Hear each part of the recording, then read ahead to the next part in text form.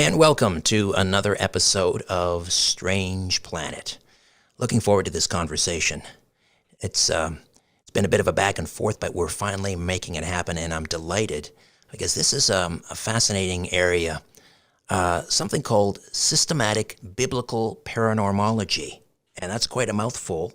But we're going to learn all about it, and here to unpack what this is all about is Ken Ammi. He's a longtime researcher and lecturer on issues pertaining to worldview philosophies and various sorts of religions. And in this capacity, he's posted thousands of articles on his website. He's been published in an apologetics journal and has been interviewed for radio and podcast programs. And one of his focuses is systematic biblical paranormology. And let me just give you his website here as well if you want to find out more. But also the website, the URL will be in the description, in the episode notes, and you can just click on it. But that's truefreethinker.com. Truefreethinker.com. Ken Ammi, welcome to Strange Planet. How are you? Excellent. Thanks for having me. It's a pleasure to be here.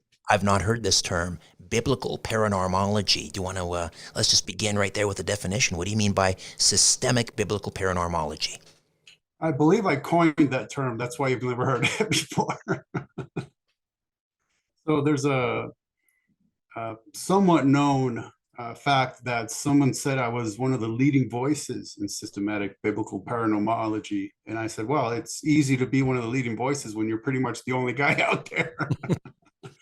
So I coined that term for a few reasons. So for example, we all know of theology proper, right? And then there's systematic theology. Okay. So theology proper would be the study of God, the theos. Mm-hmm. Strictly speaking, God himself. Whereas systematic theology would be all of the other ologies that come with it. So angelology, Satanology, cherubology, pneumatology, eschatology, soteriology, you name it, all of those. So that's what turns it into a system, right? So that you're not supposed to have all of these ologies that are disconnected from one another, but you systematize them. You make them all coherent. One flows from the other, right? Like a line of dominoes. Right. And so my focus was, well, there is God and there are we earth dwellers, but there's this whole in-between realm. And I wanted to know, what does the Bible say specifically about all of those beings? And so I set out to study all of those. And so that's why it's biblical and then systematic, because I tried to do the same as with theology, systematic theology, which is, again, not to have them all as standalone concepts, but is it possible to systematize them? And then paranormology, obviously the ology part referring to the study of. And then the reason I opted for paranormal is because I was talking to a friend of mine and discussing how I'm really enjoying the study of all those otherworldly beings. And I use the term supernatural. And he instantly stopped me and he said, nope, there's only one supernatural being, and that is God. And I was like, oh, yes, that's right. Because if the natural, everything that is not God was a creation of God. So he's technically the only actual supernatural being. Everything else is in the natural. And so then I opted for paranormal, which is kind of running parallel to our reality, is this otherworldly reality. So there you have it, systematic biblical paranormology, where I tried as hard as possible to just focus on what does the Bible say about those beings with as little commentary from me, as little as possible in terms of speculation. And, you know, if I have to speculate, well, we do, because there's so little that we're told about some of these otherworldly beings. But I always make sure I elucidate that this portion is a speculation of mine. Otherwise, I can actually go down the line and tell you what the Bible says about all of these beings. And the beings I'm talking about would primarily be angels, cherubim, seraphim, Satan, by extension, Nephilim. And then in some of my books, I even get into issues of Leviathan. Is there a Lilith in the Bible? Right, right. And yeah, a bunch of demons. So all those categories of being, and that's actually a key concept, is that there are different categories of being. I'm sure we'll get into that. Right. It's interesting because I'm Greek Orthodox, and I grew up in the United Church, and scant attention is given. Maybe some focus on angels, and we all know about the archangels and the cherubim and so forth. But scant attention, really, almost as if I don't know, they're not embarrassed, but it's a no-go zone. They don't want to talk about these other paranormal beings, if you will. But let me ask you, as someone who's studying this, I read your very impressive biography, rather. What other skills and abilities do you bring to the study? I mean, do you speak or read ancient Hebrew or ancient Greek or anything like that? Sadly, no. I had, when I was attending private Jewish school, I was obviously learning Hebrew. And then, unfortunately, I really had nowhere to use it. At least back then, I mean, my life was very different. So by the time I lived in Israel for 2 months, I could barely say a word. It was embarrassing, but so be it. But I would just refer to myself as a researcher. Okay. And that's why my books are research based. They're very black and white. They're the kind of books I would want to read. They're no fluff, no puff, no anecdotes, and just look, here are the facts as well as I can express them. Right. That's the kind of reading I would like to do when it comes to subjects such as these. Let me just run down a list before we dive into some of these paranormal beings. A list of your work here: an independent investigation of the Baha'i faith, the scholarly academic Nephilim and giants. What do scholarly academics say about Nephilim giants? Let's see, what else? We have Cain as Serpent, Seed of Satan, Volume 3, considering the claims of various promulgators of this theory, the occult roots of post-genderism, and a history of changes to psychiatry and psychology. The King of Bashan is dead, the man, the myth, the legend of a Nephilim giant. Noah's Question mark? Question mark, yes. Noah's Flood, The Deluge, Global or Local, Volume 1, an historical survey of views from BC to 80. So some, very scholarly works, almost encyclopedic in some regards. So let's begin with, well, first of all, tell me about to what extent the Bible focuses on the paranormal. What does it tell us about the paranormal? That is a very, very good point to discuss. And it's very important because honestly, the more I read the Bible, the less I think of it as a text that is about theology proper, and the more I think about it as an anthropological text, because the main focus is humanity, our creation, our fall, our redemption. Mhm. Okay. And so anything else the Bible mentions about anything else is relatively brief. And the focus always comes back to how does that affect humanity? Because everything else somehow pertains to that we were created, to that we fell, and to that we will be redeemed. And so that's why there's times where I'll give you an example: seraphim, one single text, period. That's it, full stop. There's only one text, one passage in the entire Bible, Old and New Testament, dealing with the seraphim. Right. Now, I grant you, I derived out of that text as much as I could possibly squeeze out of it. But what I mean is, so yeah, the Bible, God was not interested in inspiring it to be all you've ever wanted to know about seraphim or any of the other beings. It's like, look, these beings are out there. They'll be mentioned when it's contextually relevant, but it's not a no, it's not an all you ever wanted to know. It's not a seraphim for dummies.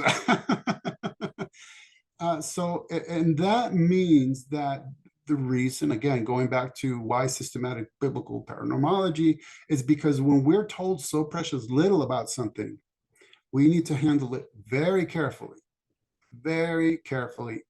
And I've come to find that when I dive into an issue in exquisite detail, I end up finding out that other people who think they know that issue because of whatever memories from Sunday school or a sermon here and there, or maybe just a cursory watching of videos about it. Um, they think they're informed and they're not a lot, because I've come to determine that common knowledge are those things everybody knows, but nobody knows how anybody knows them. Right. And they don't So know we, what they don't know. yeah. So tell me about the seraphim. Just a very quick story, and I've told the story before, so listeners, please forgive me. But my I have twin boys, and when one of them was, well, they were both like maybe 2.5, 3, just starting to form like sentences and so forth. And we were over at his godparents for Christmas. Maybe it was Boxing Day, doesn't matter. Anyway, we came out in the cold, and he immediately, I was carrying him in my arms. He immediately looked up, and I said, "What is it, North?" And he described seeing something. He didn't have the vocabulary or the knowledge. He didn't know about seraphim, but he described some sort of a winged being, and he said it has eyes all over it, Wow. eyes all over its wings. And was that a seraphim? Is that what a seraphim is described as, having eyes on its wings? I seem to recall that. That would be cherubim. Cherubim. That is a fascinating story. Yes, that would be cherubim. So that's a, Okay, my mistake. So let's get back to the seraphim first, and then we'll come back to the cherubim. What do we need to know about the seraphim? Give us the vitals. well, now, when I discuss these things, I kind of like to throw in little passive aggressive jabs at the people I term pop researchers. And these are the people you're going to readily find online because they're extremely popular, but they're not necessarily credentialed in any field. Neither am I, incidentally. The reason I'm not a pop researcher is because I'm not very pop. I'm just a researcher. The pop um, research, yes. yeah. So I like to throw in, hey, by the way, this is what you're likely to hear out there, but it's not correct. So, for example, and as an Orthodox, you might find this interesting. So I hear references to seraphim angels. Okay, now that is a category error, and it violates the law of identity. Mm, Why? Because seraphim are seraphim, angels are angels. They're distinct categories of being. So are cherubim. Three distinct categories of being. They have different job titles, they have different job functions, and they look different from one another. So just like I wouldn't say bovines are a kind of human because we both live on Earth, well, neither will I say that seraphim are a kind of angel because their job description is different than an angel. They look different. They're titled differently. Why would we mash them together? So another thing that is pop about seraphim is that they're reptilian or serpentine, wow. which is really cool to talk about. It's really exciting stuff. But one thing you might find is the Bible, maybe it's just too boring in what it actually says. But I'll tell you, um, the reason that that is claimed is because in the text where God sends poisonous snakes to bite the people, right? The one where Moses ends up making the serpent on the bull, right? Okay, so those serpents are referred to by the term seraph. So therefore, the jump is, well, seraphim are these otherworldly beings. Therefore, they are serpentine. And so that's a basic linguistic error because the text actually refers to seraph nahash. It's the nahash part that refers to a serpent or a Right, snake, right. not the seraph. Okay. So now, if I forget, let's get back to the root word seraph. So now, seraphim, we find them in Isaiah 6 exclusively. And one thing that we can know about them instantly is they don't have any serpentine features, period. They are described as having 6 wings. And let me try something interesting here. Can you picture 6 wings on a being? Wow, I can't imagine. Where is the room? There's no room for six wings. I guess you could have two on the head, two on the. Yeah, I suppose I could. Okay, now let me ask you this. What sort of wings are you imagining?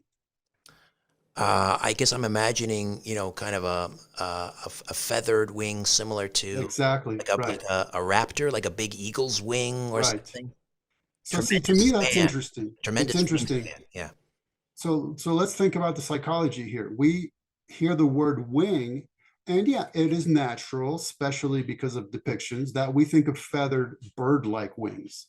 But we're not necessarily told that. For all we know, the wings are like a moth or a butterfly or a dragonfly or maybe a bat, or what would that be too creepy? And why would we think that's creepy, right?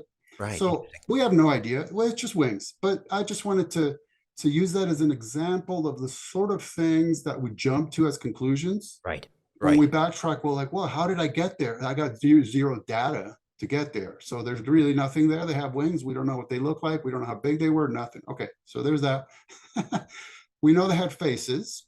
So apparently a head, because with two of their wings, they were covering their faces. We know they have feet. Okay, serpents have feet, faces and heads, but they don't have feet. With two, they cover their feet, and with two, they're flying around the throne of God, singing Kodesh, Kodesh, Kodesh, right? Holy, holy, holy. And so that's their basic description. We don't even know what their bodies look like.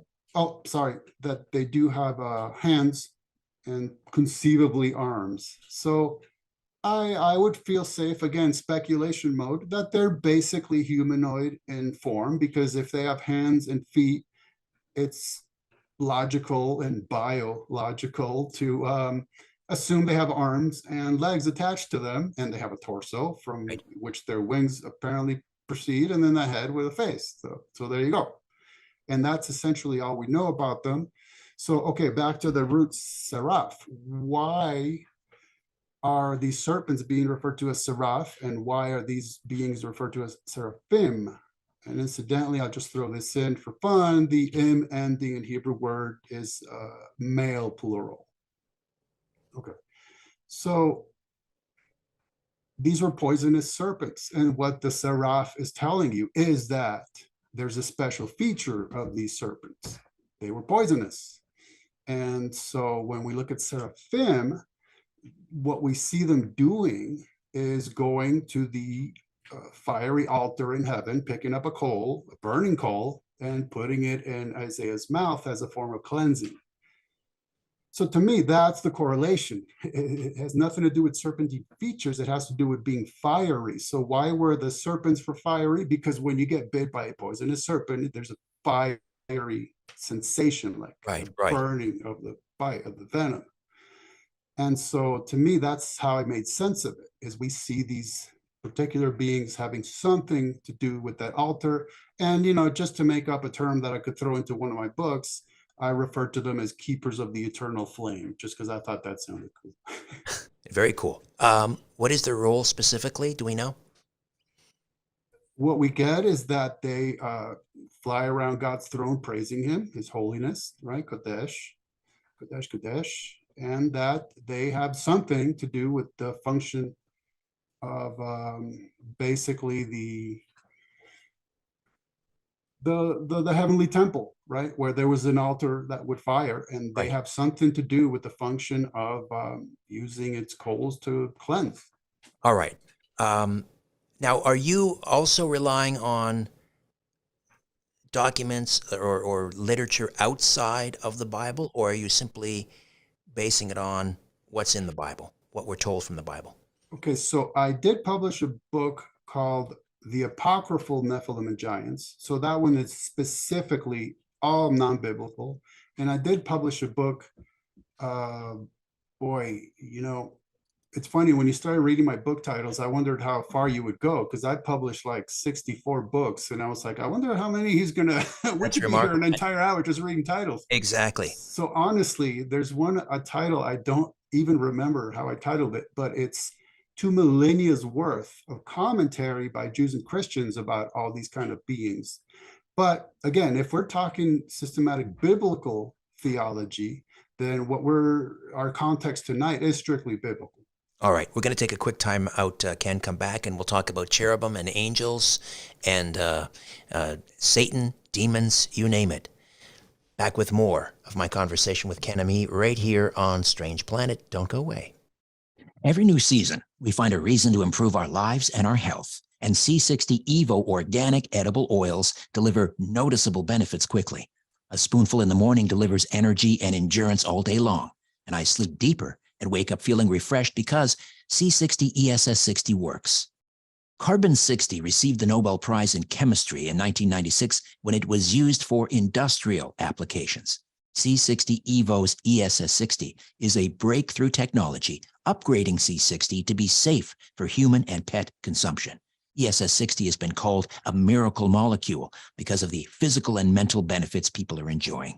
Their lab has a proven track record of 31 years and thousands of happy customers across the world, just like me. So treat yourself, your friends, and your family to C60 Evo and use my link, EVRS, to get 10% off your first order. Again, my link, EVRS, to get 10% off your first order.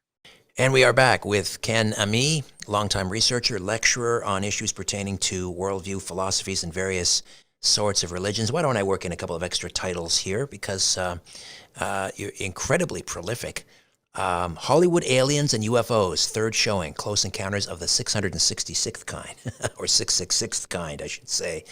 Let's see, Bible encyclopedias and dictionaries on angels, demons, Nephilim, and giants from 1851 to 2010.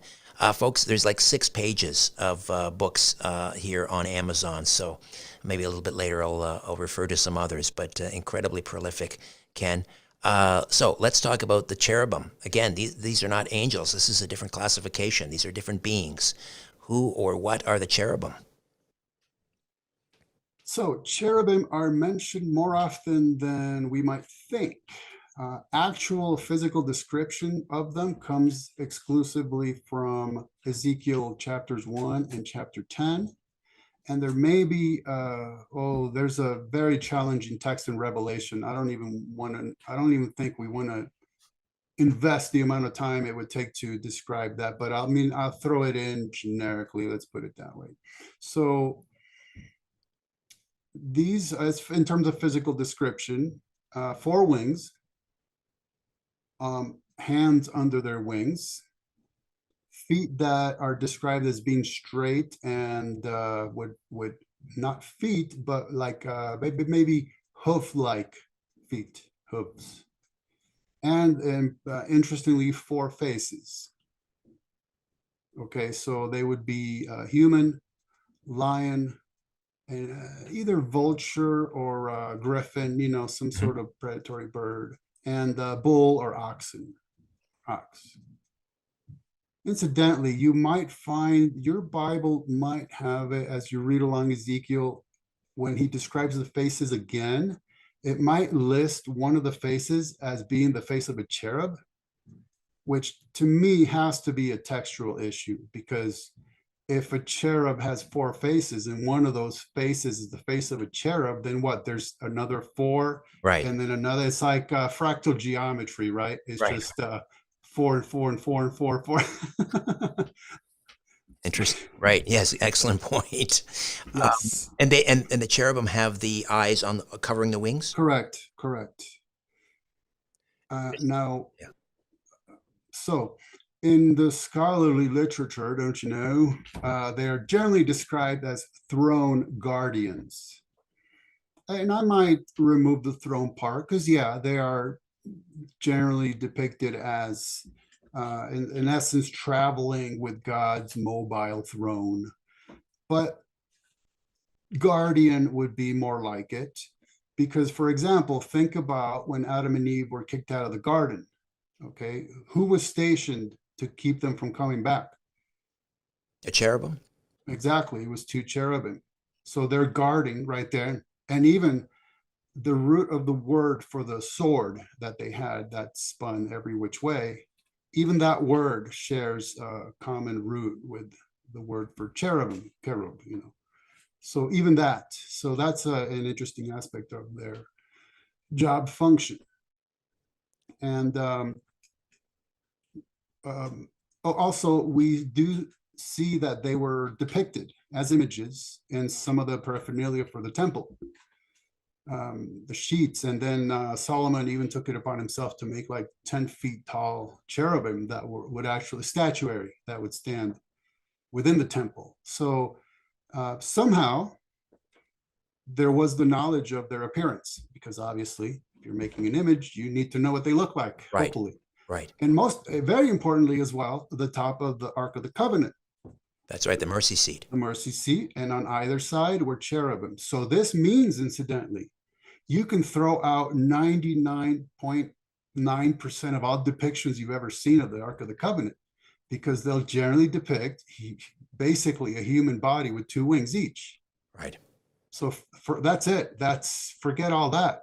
They have to have four wings, four bases, and hoof like feet. If not, it's just not. It's not correct. Um, do the seraphim and the cherubim, and we'll get into angels in a moment, but do those two classifications, do they have free will? I would say yes. We'll get to that as we progress. Free will, but not the nature to sin. Free will and the nature to sin. And the nature to sin. Yes. Oh, Yes, interesting. yes. Okay. Now, but let me mention something that will become, in a circuitous manner, it'll become very relevant to cherubology, which is that they're depicted as, again, accompanying God's mobile throne with what has been rendered as wheels within wheels. You remember that? Ezekiel's wheels. Yeah. Right, the Ophanim. And so that's a very, very important point. If you want to discuss Satan, when we get to him, that'll become incredibly important to realize something about the interaction of the cherubim and the Ophanim. But I'm going to leave that as a little paranormology grenade. Pull the pin and it's going to go off later. Yeah. Okay. All right. Careful where you step. All right. So let's talk about the angels then, as completely separate from the cherubim and the seraphim. The angels, the messengers. Yes, exactly.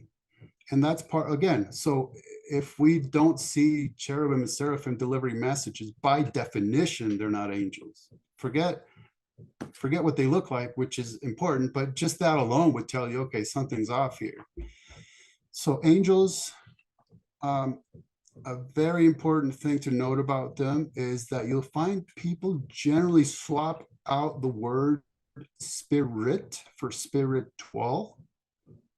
They'll use them interchangeably, where really a spirit proper is a disembodied being.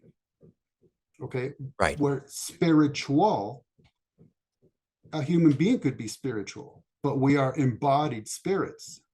So let me just back up a second. Again, a spirit proper, a spirit in and of itself is by definition disembodied, but it can embody, right? Like us human beings, our spirits, but not proper because we are embodied.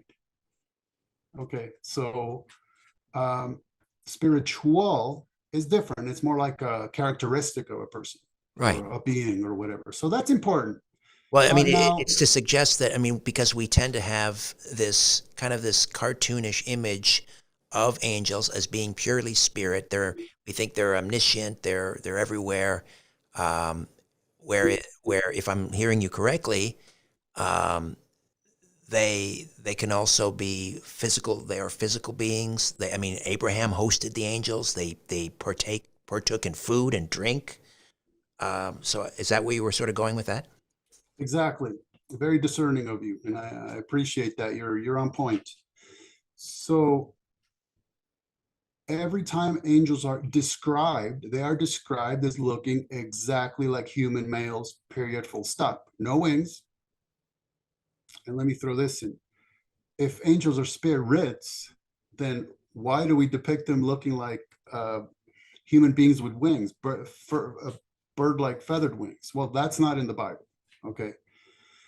That actually happened because in the early centuries AD, it came out of artistry.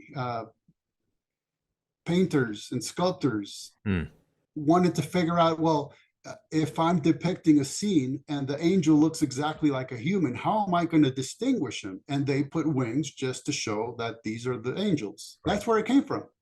Likewise with halos, there's no such thing as halos in the Bible, but wings, angels with wings and halo, that came out of just an artists trying to figure out how do we send a message across, like, okay, in this painting, in this sculpture, or whatever it is, that's the angel right there. That's where that came from. So again, look exactly like human males and are described as performing physical actions. Right. And they're also Okay. described as being, or maybe they're not. I have this impression that they are beautiful. I would say that because loyal angels are not fallen, then yeah, they would be like, again, this is speculation, but they would be like the model human, right? Just if you could imagine a model human, like that's quintessent human. Right. Their pores are so clean, you know. Right. Right. Right. Beautiful on the Steve, inside and the yeah, outside. Stephen, right before he's stoned to death, it said his face was like an angel, right? Well, what does that mean? Well, there's just something about him that was glowing, like you hear about pregnant women are glowing, you know. Right. Yeah. So when they're appearing and not wanting to hide their identity, that's another issue. Then yeah, they would be. They look exactly like humans, but you would say, "Wow, that is a exquisite human," right? Right. If you And didn't then know any better. there's also a hierarchy of angels, right? There's archangels and um, different levels. Maybe we can get into touch on that briefly when we come Yeah. back. Ken and me, I'll Okay. take another time out. Back with more of Strange Planet. Enjoying this conversation immensely. Hope you are too. November reminds us to be thankful and focused on boosting our radiant health before winter. And I use a potent remedy that's improved the quality of my life and deepened my sleep as well. I take C60 Evo olive oil every morning, and I have a lot more energy and mental focus all day long. My workouts are easier, and I have a lot more endurance. If you're into competitive sports, this is a game changer. Health is our greatest wealth, and Pura C60 ESS60 really works.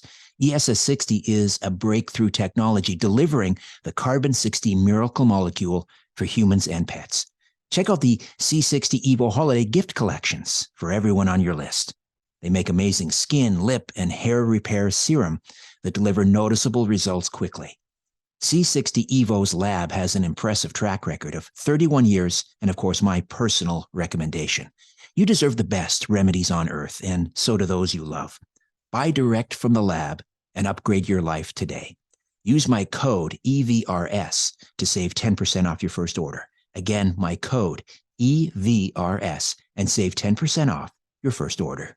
And we're back with researcher, author Ken Ammi, and we're talking about, well, it's a term he has coined, systematic biblical paranormology.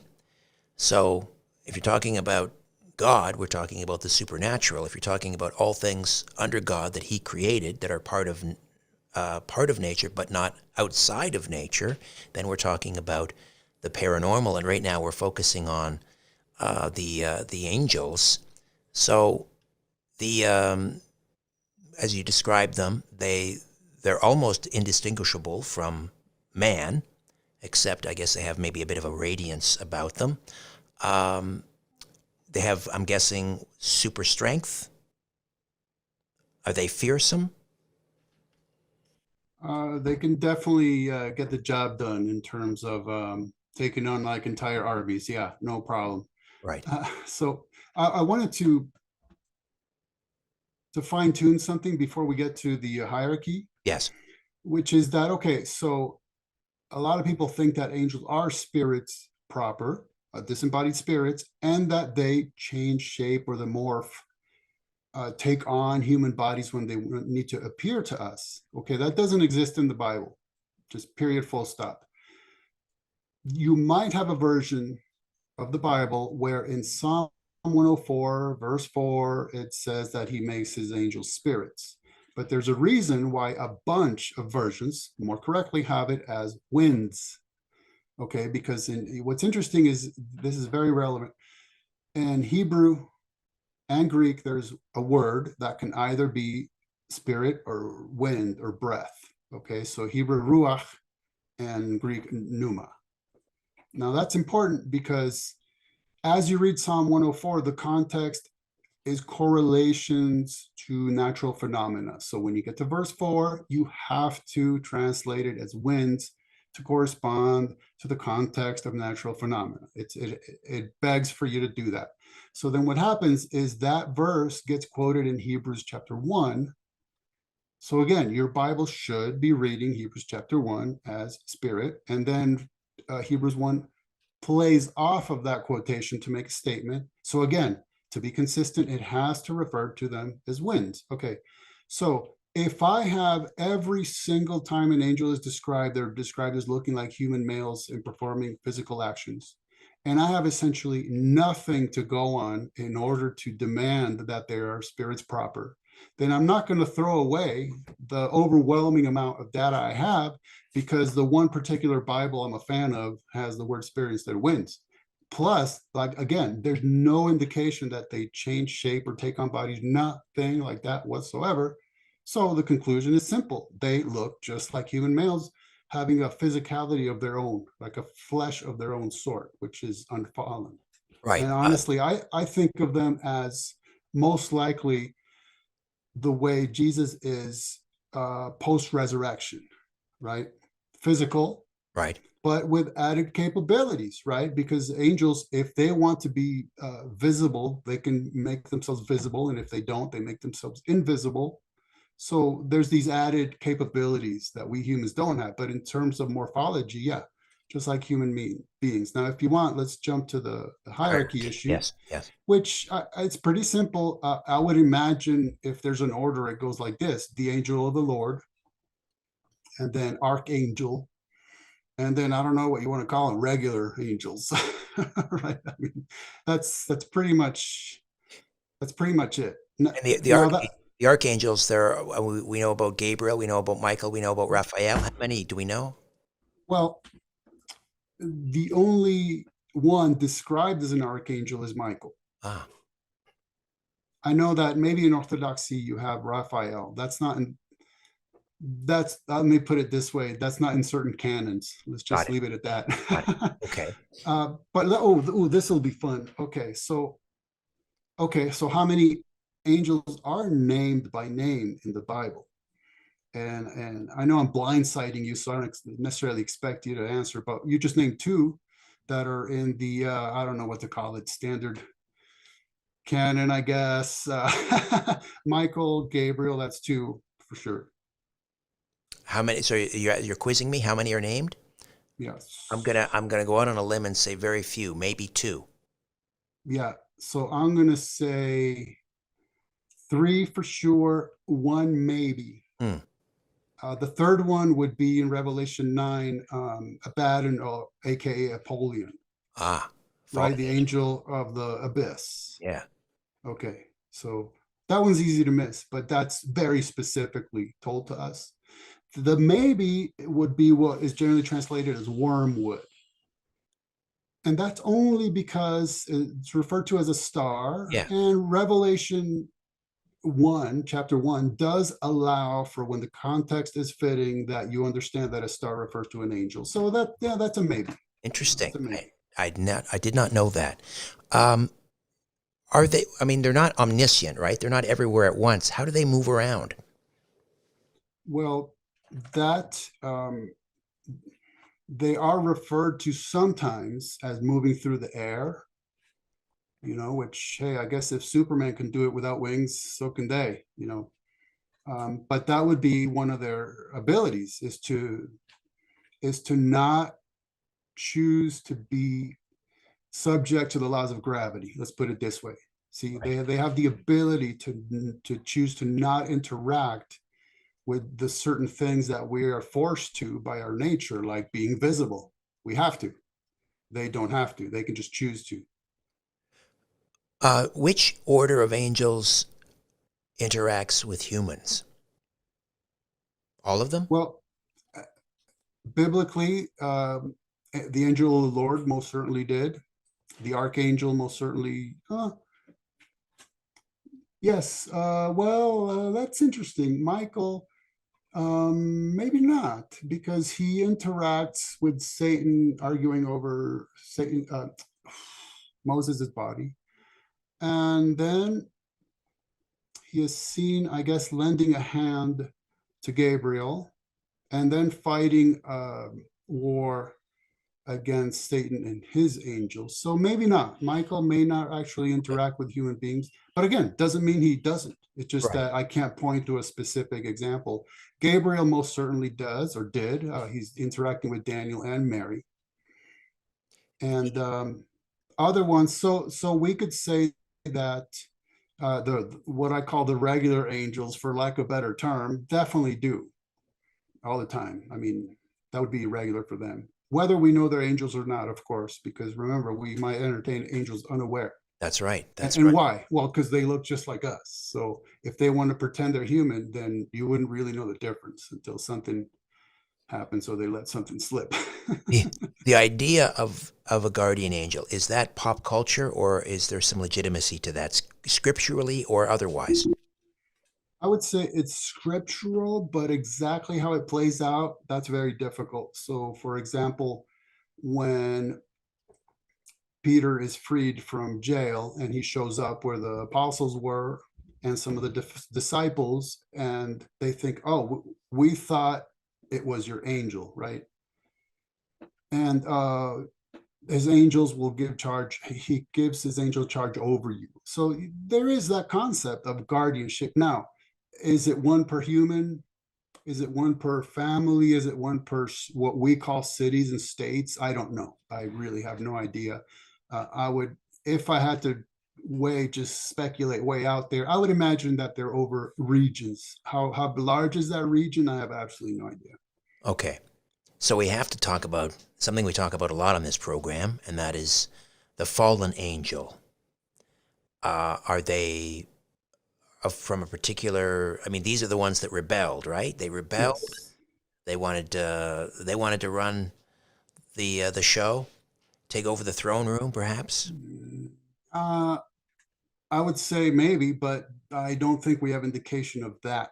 Okay. Okay, so first of all, I think it's important to keep in mind that there's only a one-time sin or of angels in biblically. There's only one time.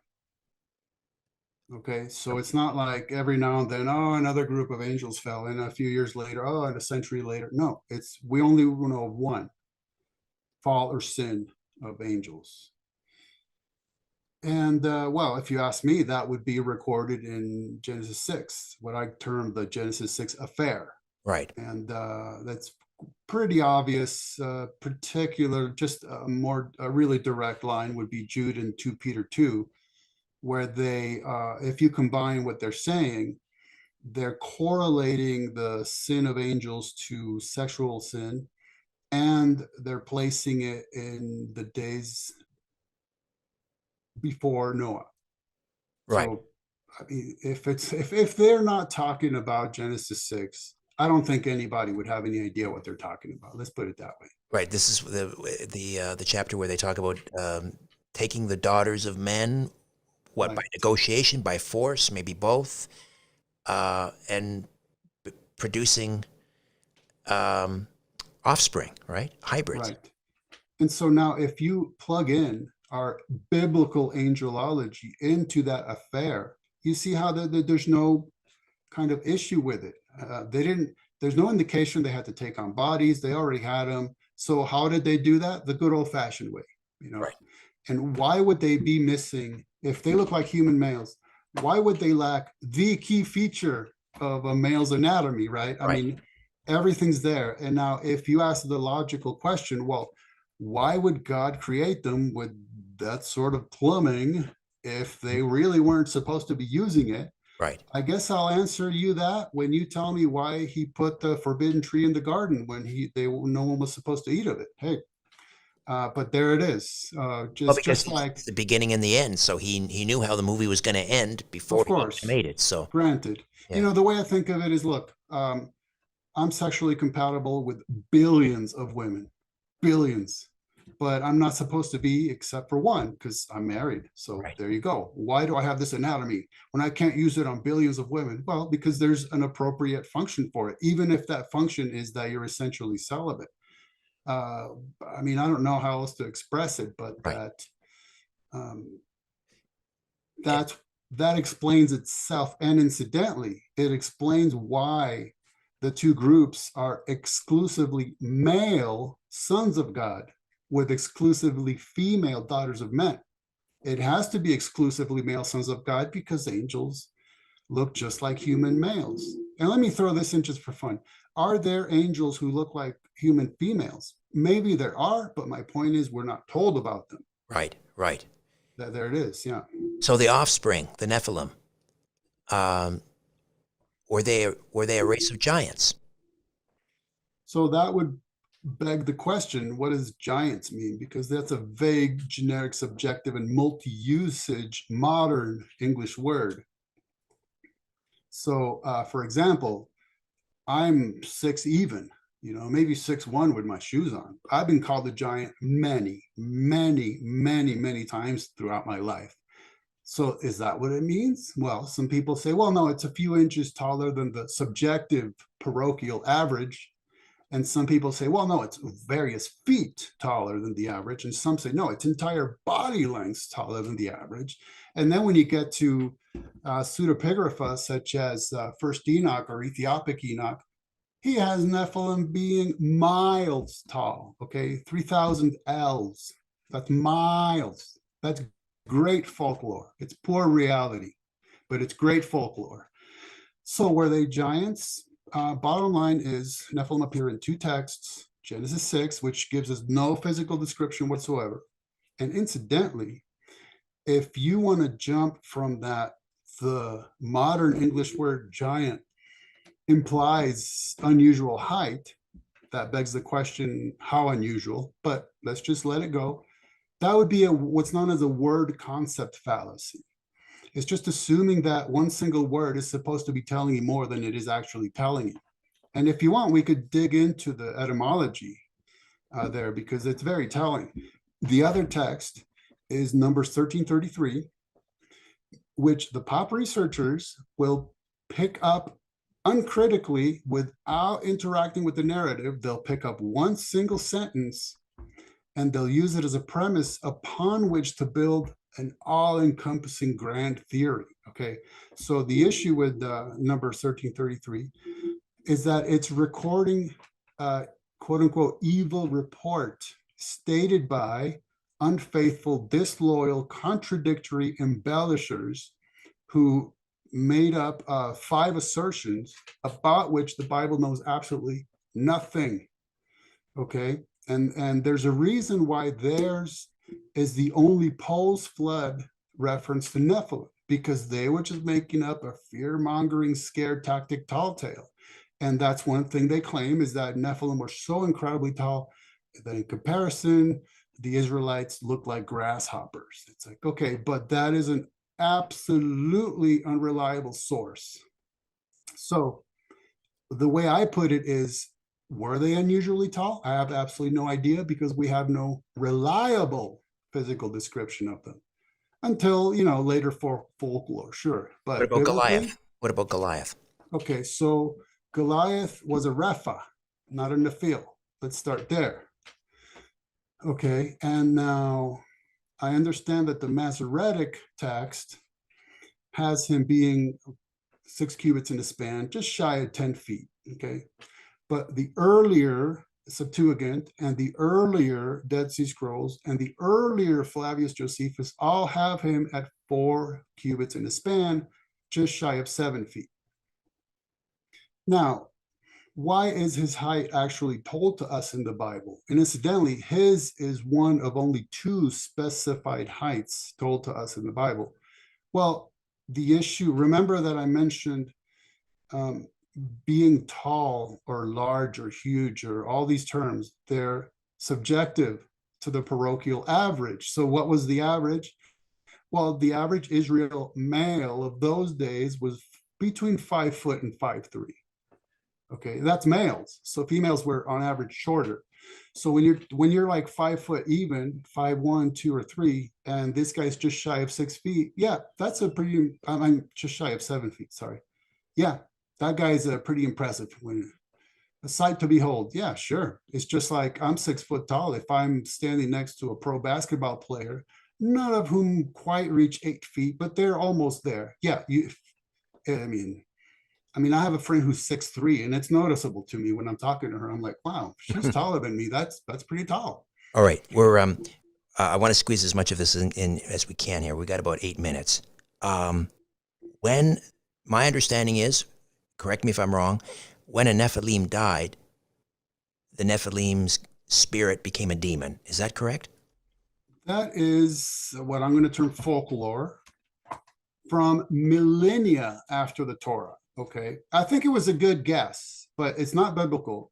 I think it was a good guess, but to me, it didn't quite do the job. So I'll tell you my theory very, very quickly, and I've outlined it in my books. But my theory pulls all the biblical data together to give us a biblical concept of what demons are. And in my mind, so we begin with angels being physical beings. Jude and Peter tell us that the sinful ones were incarcerated. Okay.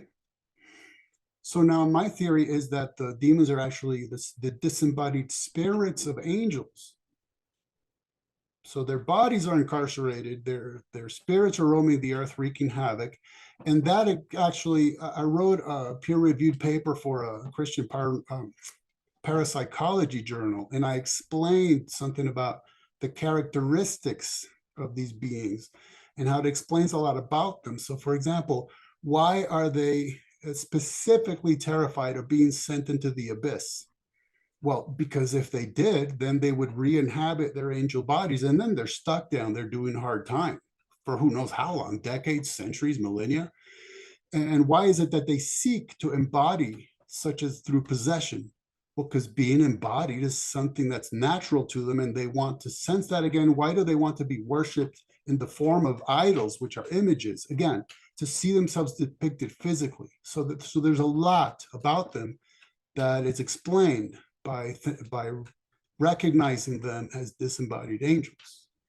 All right. And incidentally, you don't find demons pre Genesis 6, and you don't really find them really after the release of what I think are the fallen angels in Revelation 9. So go ahead.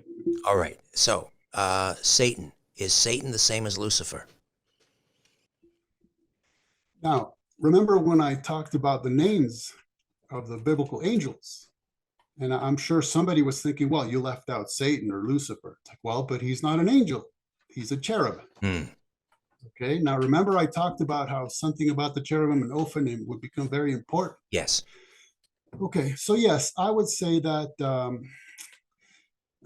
okay, so the word Lucifer, that would be, I've written about it in my books, but it would kind of be distracting from our context, only because it would have to get kind of linguistically complicated to discuss that. But yes, let's just say yes, that's fair enough. Okay. So he's a cherub. We got to just apply our biblical cherubology to him, not angelology. So and I'll give you an example of why that's so very important. We're told that he entered Judas, right? Think about that. He entered into Judas. You don't see angels entering anybody. And Satan is not a demon. Okay, by definition, if you want to go the folkloric route, he wasn't a Nephilim. He wasn't a Nephil. And if you want to go with my biblical theory, he was not an angel. So how on earth is a being that I'm saying is physical in its own physicality, how does he enter a human being? Well, now here's where you have to apply your biblical cherubology to a cherub. So what we find out is that Ezekiel tells us that the spirits of the cherubim were in the Ophanim. Okay. So one of the capabilities of a cherub is that he can have his spirit leave his body and enter, in this case, I don't know if you want to call Ophanim beings or objects, whatever. And so when you realize that is a capability of a cherub, that is how Satan could enter Judas, because it's not a physical thing. He had the ability to move his spirit from his own body into Judas. You see, and this is why it's so important, like I emphasized at the beginning, to take the little bit that we're told and take it very carefully and apply it. Because otherwise you could invent all kinds of stories about how that could have happened. But it's like, wait a minute, you just need to apply what we're told about cherubim and you got your answer. So Satan, the fallen angels, did they all come down is it Mount Hermon in Genesis 6? Is that where they came?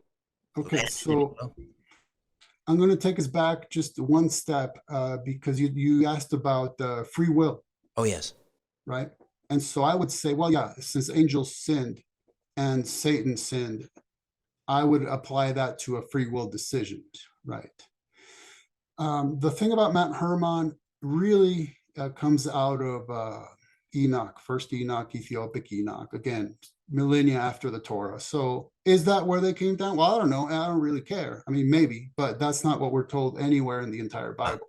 Okay. Thank you for clarifying. We're just told they came to earth somewhere abouts. Yeah. Where is Satan and the fallen angels now? So the fallen angels are, in my theory, they're physically incarcerated and spirits are roaming the earth. Satan is just running about the earth and still has access before God, incidentally. Okay, so the way I would describe it is I believe that Genesis 3 records the action he took, which caused his fall. And then Genesis 6 records the actions the angels took, which caused them to fall. These are two different falls. But again, one is of a cherub, another is of angels, two different stories. Right. Even though Satan definitely had something to do, because in Revelation 12, he's depicted as a dragon whose tail sweeps a third of the stars, again, which we're allowed to think of as angels, and threw them to the earth. So he had something to do with it. But the motivation he had was different. He wanted to be as God. In terms of usurpation, incidentally, I always say it's good to be as God in terms of emulation, but not in terms of usurpation. Okay. Whereas their motivation, honestly, it seemed like nothing more than earth girls are easy, baby got back, they were attracted, and Satan had something to do with, go ahead, guys, go for it. But Satan, as we see in Job chapters 1 and 2, for example, he got fired from his original job as a throne guardian, or a guardian in general. And now he is roaming the earth, causing havoc and reporting back to God. Whereas when you get to Revelation 12, there's a war in heaven. And incidentally, a lot of people will put this in primordial time, right? Before God created human beings, there was this heavenly rebellion way back then. No, I don't see that whatsoever, because I don't know about the rest of Revelation, but Revelation chapter 12, it's fairly obvious that it's chronological. And that war is a post-Jesus ascension war. Now, did it happen already, or is it yet to happen? I don't know. I would imagine it's yet to happen. But what you see is that when Satan and his angels lose that war is when he's cast to earth and he's stuck on earth. That's why he's so upset. He's no longer allowed to come before God. You're done, buddy. That's yet to happen, most likely. I would think so. Yeah, that's my understanding as well. Yeah. Ken, I learned a lot. This was a great conversation. Thank you so much. I hope we can do this again. There's so much more to discuss. There is, but wow, did we ever cover a lot of ground? We hit, angels, cherubim, seraphim, Satan, demons, and even a little bit on Nephilim. That's not bad. All right. Until next time, thank you so much. Thanks. God bless you. A new Richard Syrett's Strange Planet drops every Monday, Wednesday, and Friday. Subscribe at strangeplanetpodcast.com.